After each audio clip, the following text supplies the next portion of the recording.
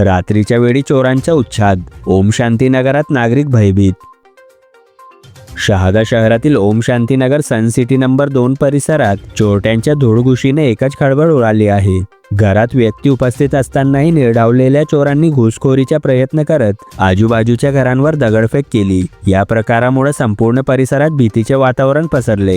ही घटना केवळ चोरीचा प्रयत्न नसून नागरिकांच्या सुरक्षिततेवर थेट आवाहन ठरल्याचे चित्र आहे। आम्ही घरात असूनही सुरक्षित नाही का, असा सवाल संतप्त नागरिक करत आहेत। स्थानिकांनी रात्री पोलीस गस्त नसल्याची तक्रार करत प्रशासनावर नाराजी व्यक्त केली आहे। अशा घटना वारंवार घडत असतानाही ठोस उपाययोजना न झाल्याने नागरिकांमध्ये असंतोष वाढत आहे।